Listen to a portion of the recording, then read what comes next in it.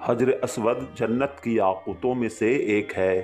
عربی میں حجر کے معنی پتھر اور اسود کے معنی کالا یعنی کالا پتھر۔ قول ہے کہ حجر اسود مقام ابراہیم جنت کے دو پتھر ہیں جسے حضرت آدم علیہ السلام اپنے ساتھ جنت سے لے کر آئے۔ اللہ تعالیٰ نے اس کے نور کو ختم کر کے دنیا میں اتارا۔ اگر اس کے نور کو ختم نہ کیا جاتا تو مشرق و مغرب اس کی نور سے منور ہو جاتے۔ حدیث شریف میں آتا ہے کہ جب یہ پتھر لایا گیا تو یہ دودھ سے زیادہ سفید تھا، لیکن بنی آدم کی خطاؤں نے اسے سیاہ بنا دیا۔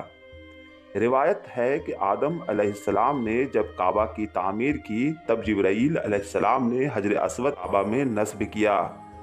پھر طوفان نوح کے بعد حجر اسود ابو القبیس پہاڑ میں کہیں دب گیا تھا۔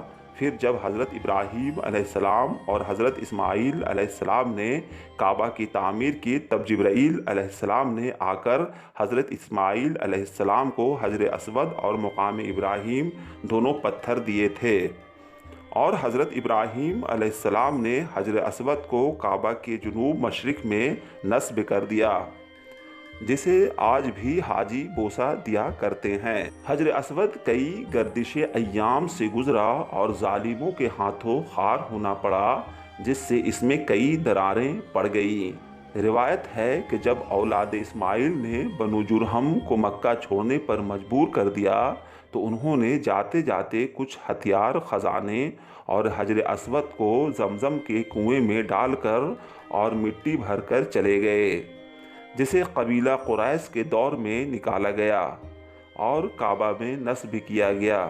سن 46 ہجری میں یزید فوج نے جب مکہ پر حملہ کر دیا اور آگ لگا دی، جس سے حجر اسود کو بھی نقصان ہوا اور دراریں پڑ گئیں، تب عبداللہ بن زبیر نے اس پر چاندی کا حلقہ چڑھا دیا۔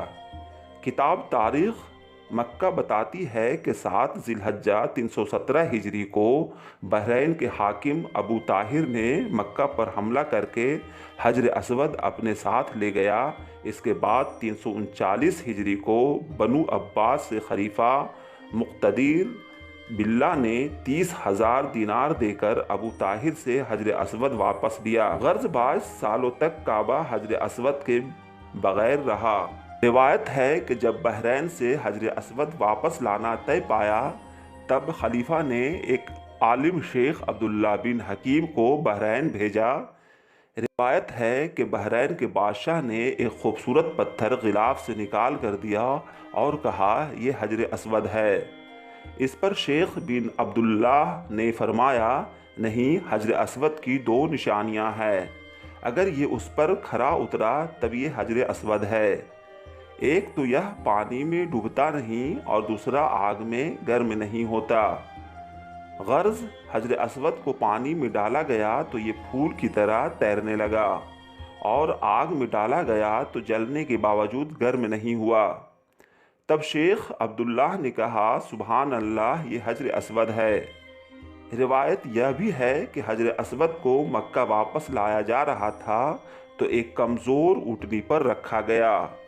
اونٹنی کے اندر اتنی طاقت آ گئی کہ تیزی کے ساتھ چلتی ہوئی اونٹنی مکہ مکرمہ تک پہنچی۔ خانہ کعبہ کی تعمیر کے دوران حجر اسود کی تنصیب کے معاملے پر عرب قبائل کا ایک دوسرے پر تلواریں سونت لینا اور حضرت محمد صلی اللہ علیہ وسلم کے حسن تدبیر سے معاملے کا بہترین حل نکل آنا تاریخ میں واقعہ تحکیم کے نام سے جانا جاتا ہے۔ خانہ کعبہ کی دیواروں کی مرمت کا کام کیا تھا، جس میں بیشتر قبائل نے حصہ لیا۔ مرمت کا کام ہو چکا، لیکن جب حجر اسود نصب کرنے کا وقت آیا تو قبائل میں اختلاف پیدا ہو گیا۔ ہر ایک اس پتھر کو اپنے ہاتھ سے نصب کرنے کی سعادت حاصل کرنا چاہتا تھا۔ اس مسئلے نے نازک صورتحال اختیار کر لی، اختلافات بڑھے اور ایک بڑی جنگ کے آثار پیدا ہونے لگے تھے۔ یہ تجویز پیش کی گئی کہ جو شخص کل صبح سب سے پہلے حرم میں داخل ہوگا اس کا فیصلہ قبول کر لیا جائے گا۔ दूसरे दिन जो शख्स सबसे पहले हरम में दाखिल हुआ वो हज़रत मोहम्मद सल्लल्लाहु अलैहि वसल्लम थे। आपको देखकर सबने पुकारा, अमीन आ गया और उनका फ़ैसला हमें कबूल होगा। आप सल्लल्लाहु अलैहि वसल्लम ने अपनी चादर बिछाकर अपने दस्त मुबारक से इस पर हजर अस्वद रखा और तमाम कबाइल के सरदारों को चादर पकड़ने का हुक्म दिया।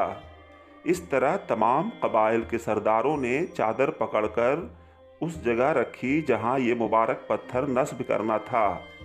फिर आप सल्लल्लाहु अलैहि वसल्लम ने अपने दस्त मुबारक से इसको अपनी जगह पर रख दिया। इस तरह एक बड़ी लड़ाई होते होते रह गई और हर कबीले की ख्वाहिश भी पूरी हो गई। सन 1039 हिजरी में मक्का में ज़बरदस्त बारिश हुई और सैलाब आ गया, जिसने काबा की दीवारों को नुकसान पहुंचाया और हजर अस्वद कई टुकड़ों में बट गया।